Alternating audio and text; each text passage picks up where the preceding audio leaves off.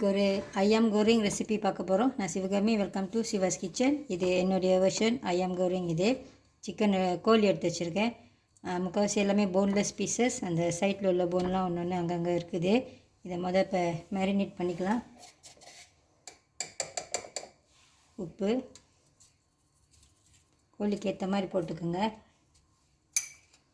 இது மல்லி பெருஞ்சீரகம் கருவேப்பிலை. மல்லியும் பெருஞ்சீரகத்தையும் இடிக்கல்ல போட்டு இந்த மாதிரி ஒன்றும் பாதியமாக இடித்து வச்சுருக்கேன்.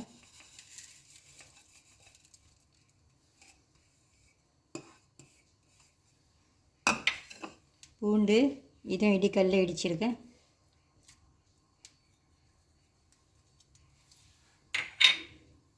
இஞ்சியை இடிச்சிட்டு இந்த மாதிரி சாறு எடுத்து வச்சுருக்கேன்.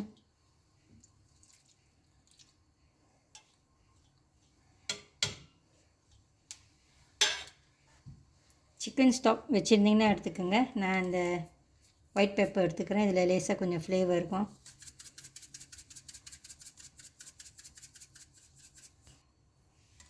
எல்லாத்தையும் கலந்து எடுத்து வச்சுக்கலாம்.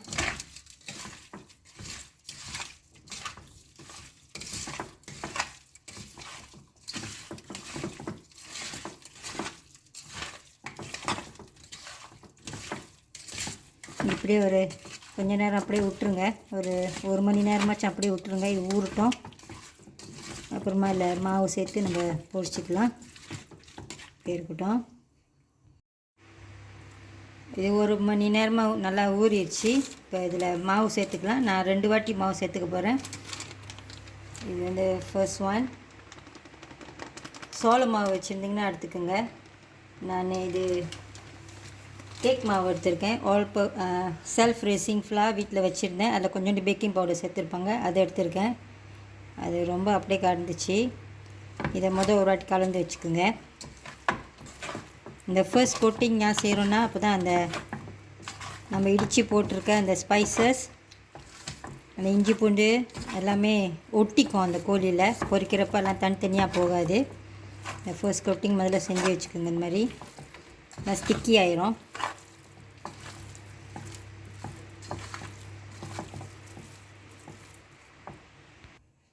இப்போ பாருங்கள், அந்த நம்ம இடித்த ஸ்பைசஸ்லாம் அந்த கோழியில் நல்லா இந்த மாதிரி ஒட்டிக்கிச்சு. இப்போ நம்ம செகண்ட் கோட்டிங் கொடுத்துக்கலாம். இது பெஸ்தாரி மாவு இந்த மாதிரி இருக்கும்.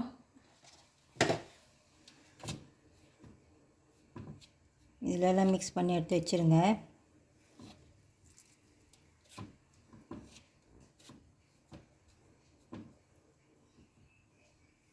அதே மாதிரி எல்லாத்தையும் செஞ்சுக்கலாம்.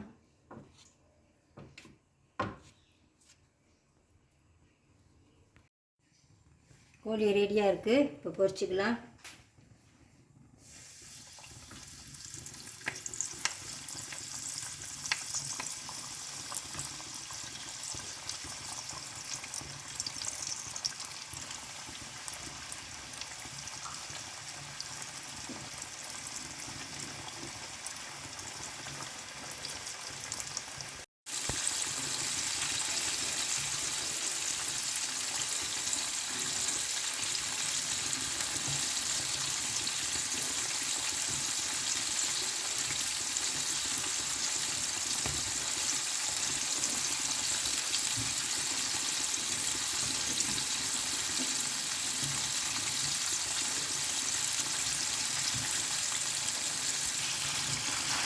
பொரிஞ்சிடுச்சு. இப்போ எடுத்துக்கலாம்.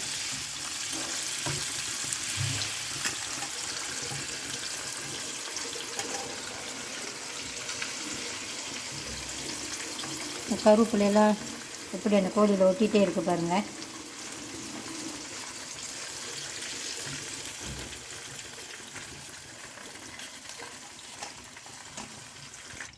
இந்த எண்ணெயை பாருங்கள், அந்த ஸ்பைசஸ்லாம் ரொம்ப அந்த எண்ணெயில் போகல. நம்ம 2 வாட்டி அந்த மாவு சேர்த்துருக்கிறதுனால. அதே மாதிரி இப்போ எல்லாத்தையும் பொரிச்சிக்கலாம். கோழியெல்லாம் பொரிச்சாச்சு பாருங்கள். இது எவ்வளோ அழகாக இருக்குது பாருங்கள். அந்த மசாலாலாம் அந்த கோழிலே எல்லாம் ஒட்டிக்கிட்டு நல்லாயிருக்கு. எனக்கு இந்த ரெசிபி ரொம்ப பிடிக்கும்.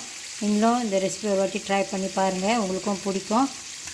இந்த வீடியோ உங்களுக்கு பிடிச்சிருந்துச்சுன்னா லைக் பண்ணிவிட்டு ஷேர் பண்ணிவிட்டு சிவாஸ் கிச்சன் சேனலுக்கு சப்ஸ்கிரைப் பண்ணிக்கோங்க.